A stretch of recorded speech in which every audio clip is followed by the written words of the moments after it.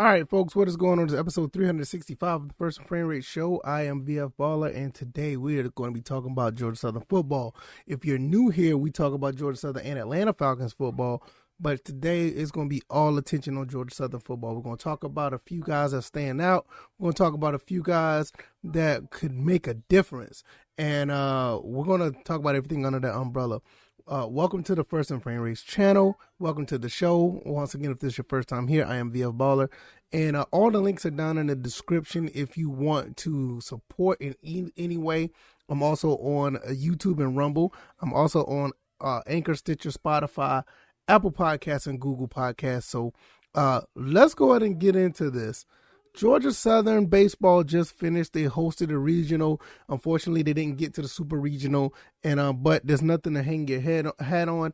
You know, it's nothing to hang your hat on. It was a pretty good season. 40 wins. You host a regional. You did what you had to do for the most part. Unfortunately, we didn't go any further, but that's okay. Now, since baseball season is over, it is time to talk about some Georgia Southern football. Yes, I know it's early June. The first game is not going to be in early September, but throughout this entire summer, we could talk about and analyze and break down what this team is capable of. Any newcomers that are going to come onto the team because, recruiting don't stop. So we're going to talk about those things when they come about. Also, we're going to talk about the development of players. Any news that come across the wire about this team of who's doing what or whatever the case may be, and we're just going to continue to march closer and closer to when it gets to the real practices and when it comes to the first game against Morgan State. So let's go ahead and get into this. The Georgia Southern Eagles have revamped. I mean, if you haven't been paying attention, I'm going to give you a quick refresher. The coach was let go in the middle of the season last year, and the interim coach came in, and we ended up having a 3-9 season. With that being said, throughout the middle of the season, we hired another coach at the same time, Coach Clay Helton from the University of Southern California, I'm about to say South Carolina. He came in, and he has been evaluating the team ever since. And once the season was over, he ended up, taking the reins. And he's done a pretty good job so far when it comes to actual recruiting, bringing people in as far as staff, strength and conditioning, transfers, guys are moving in different positions, and we kind of saw a little bit of it. We got a little bit of taste of it at the spring game. The spring game was pretty, electric as far as, I'm concerned. Saw some passes, saw some really good crisp, throws, some really good looking touchdowns. Defense played okay, but mostly the spring game is pretty much catered to, what the offense can do. But it gave us a lot of hope based on, what, the team is going to look like now. It's not going to be a run first team, but we can run the ball. And it's going to be really interesting to see a balance for the first time that's actually going to be efficient. I mean, this is not the first time it's happened. We've seen somewhat of more of a passing concept within Georgia Southern football in years past, but now this is going to be a situation where we're going to see a lot of passing. It's going to be really cool to see that this team is going to be quite different. It's going to surprise a lot of people. But with that being said, I got 4 guys up here, and this is not in no particular order, and I know I left some guys out because there's a lot of talent on this team. But these 4 guys, I feel like they're going to have a breakout year, and we're going to, throughout, the rest of this offseason, we're going to look at other players that, quite frankly, could have an impact, offense and defense. Now, these 4 guys are on offense, and we're going to start there. And it all starts with the guy that has transferred from the University of Buffalo. He's here at Georgia Southern. Coach Clay Helton did a phenomenal job bringing this kid down. And not only that, he has some other quarterbacks as well that's going to look pretty good. But Cal Van Treese, the 6th, 7th year, I can't remember which one, but he's a graduate that is transferring down to Georgia Southern that's actually going to be playing at pretty much starting quarterback. He looks very good, looks pretty crisp, and I think he's going to have a breakout year because we have a lot of weapons. The guy can move around. He can throw the ball pretty well.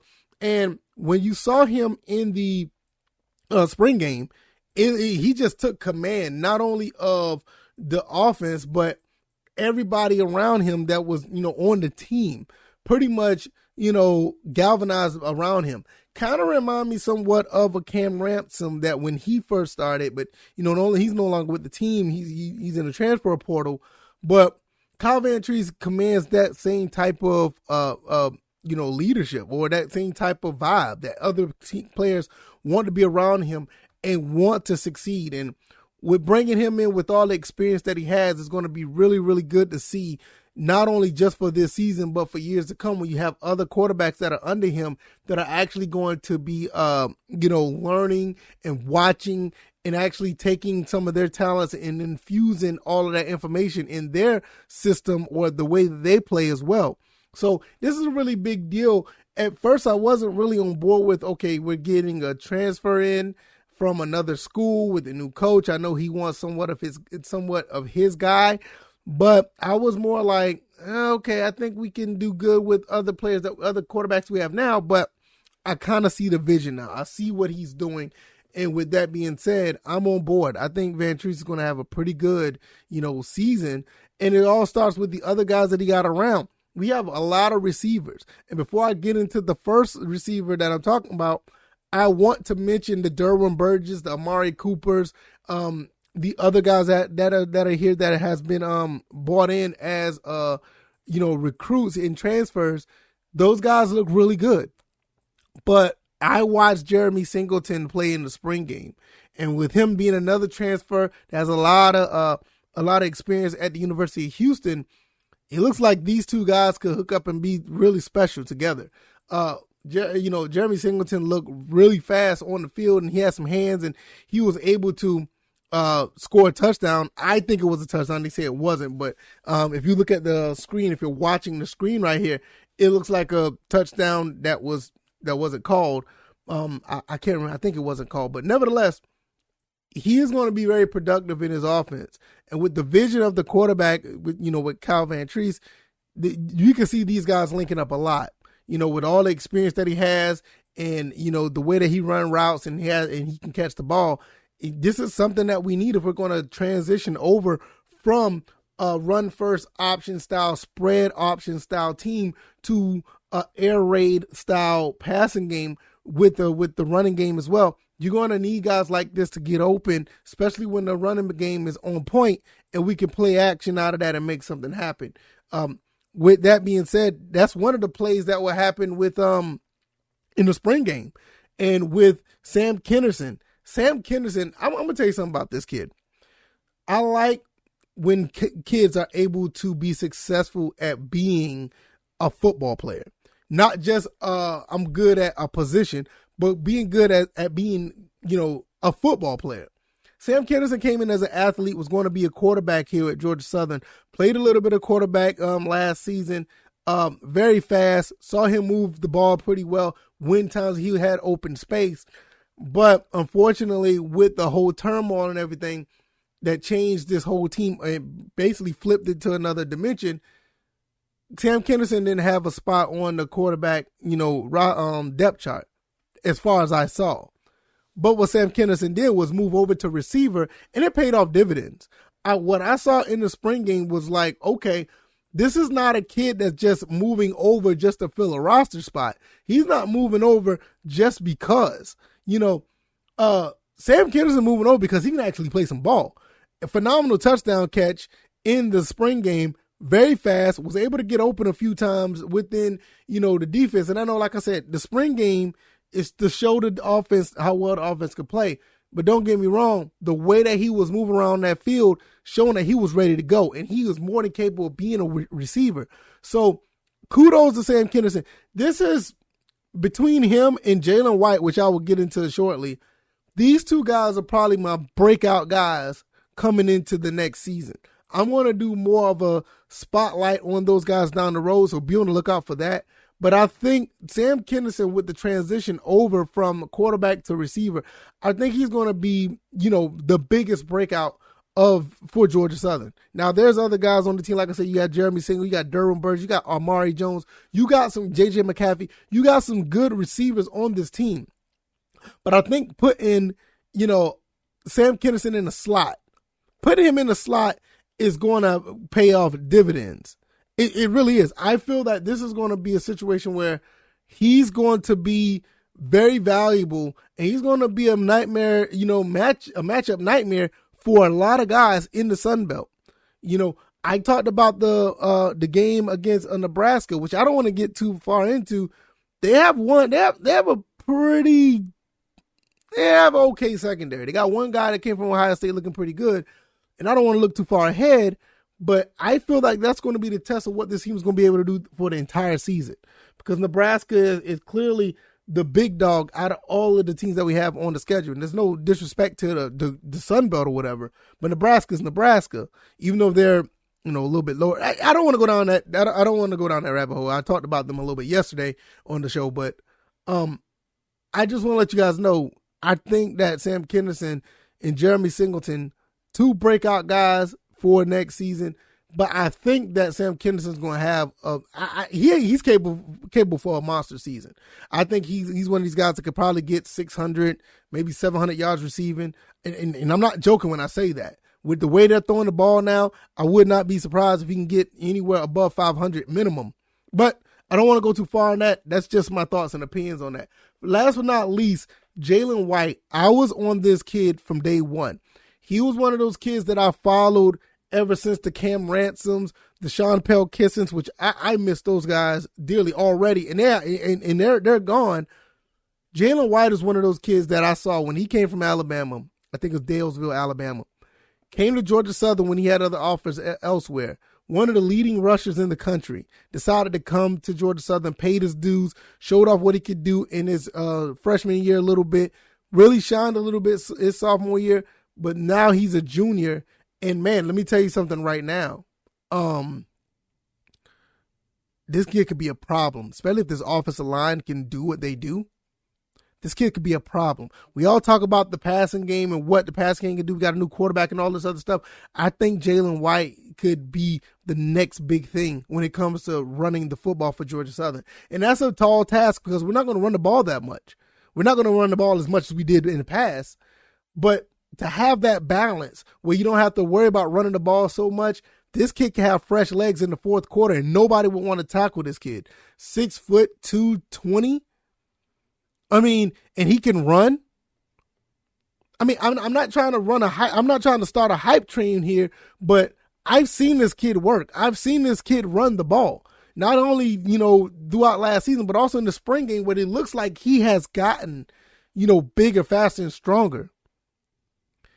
So when you look at a kid like Jalen White, who's paid his dues, know what this team is capable of, knowing what the Sun Belt looks like because he's seen them 2 years already, outside of the newcomers, James Madison, Old Dominion, and Marshall and all, outside of those guys, he knows what it takes to play in the Sun Belt.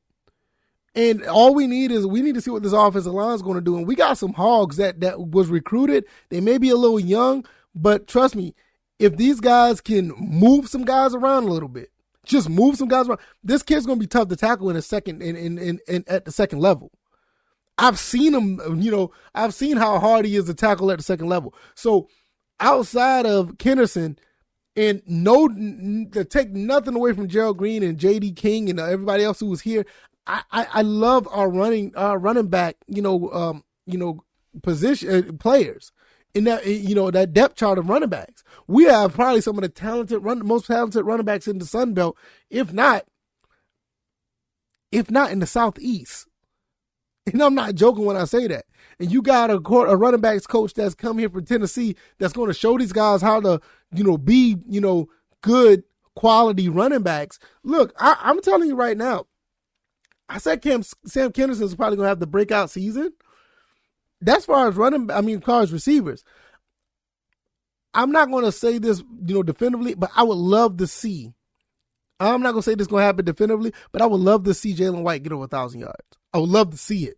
I don't know if it's going to happen, but I would love to see it because a kid like this with the stature and the way that he can run the ball and having these teams off balance because they're going to be worrying about all these 4 or 5, these 4 or 5 receivers that could be, efficient at any time, and a quarterback that can sling the ball and throw the ball over the field at any time. This is one kid that this is one kid they're probably not going to be able to account for. And with the 1-2 punch of him and Gerald Green and all the other running backs that's probably going to be there, that are going to be putting in work, it's going to be a nightmare for a lot of teams. It's going to be a nightmare to try to figure this team out. It was so easy to figure out Georgia Southern back in the day, or last year, for instance, when you know that the run was coming. It was phenomenal to see that they knew it was coming and they couldn't stop it. But you know it was coming, and it was easy for people to, game plan for that. Now it's not going to be so easy. And I think Jalen White is going to be one of those guys that could definitely break out. Now, there's other guys that are here. I think Tyler Jordan, like I said, you got Gerald Green, J.D. King. You got some guys that can run the ball. I'm not taking nothing away from J.D. J.D. King can run the ball. Gerald Green is fast. But you have a guy with Jalen White has a balance of both. And Lord knows, I've seen him. The kid has some strength to him. He's not going to go down very easy. So, when you look at these four guys right here, before I close, I'm saying, when you have these four guys right here that are willing and able to, be efficient at their position, guys that can go out and, help you win football games, guys who have experience, like, basically 3 out of the 4, and you can say Sam Kennerson, all 4 of these guys have some form of experience of playing football at this level. It's going to be a problem for a lot of teams, and I can't wait to see how it happens. I think this is going to be a team that's a lot better than advertised. I don't think this is going to be somewhat like a 3-9 season or anything like that. I think that I said it before. I think this team can win 8 games. I think this team can win 8 games. And I'm not joking when I say that. 8 games minimum. I don't have a problem with being wrong with that, but I have high expectations when you make all these moves, you bring all these coaching changes in, you run the offense that you run and it looks as efficient as it does. You bring this talent in, you got transfers coming in. I think this is going to be a big turnaround. It's happened before. We went 2-10 and turned around and went 10-3 with the team. And I don't want to, I don't want to say nothing bad about the 2018 team because I love that team. This team could possibly be way more talented than that team. It's not far-fetched to say that this team is talented than the 10-3 team that we had in 2018. So with that being said, we have a really good chance to do something really nice here. If not this year, but definitely next year. The next 3 years at least could be something really special. I don't know what Coach Clay Helton and his aspirations are with this team. Is this a stopgap for him to get back in the Power 5? I don't know. But I think he's starting to, he's putting people in place where they can come right behind him and be successful because you got a coaching staff here that has a lot going on with a lot of talent that could take that step and say, hey, I want to be a head coach. And they can go right behind Coach Helton and do that. But, that's years down the road. I don't want to talk about that too much. But when you look at what's going on here, this is not your run-of-the-mill, let's put a coach in and try to win some games. This is a program-changing situation, literally. And this is a program changer because the team has changed. The philosophy have changed. Having the wants haven't changed. This team still has the bad case of the wants. But it just looked different now. And I think this is something that we're going to really be having fun with throughout this process. I can't wait to see how it plays out. This is going to be really fun to see. If you like this content, hit the like button, share this podcast, subscribe to the channel if you haven't already.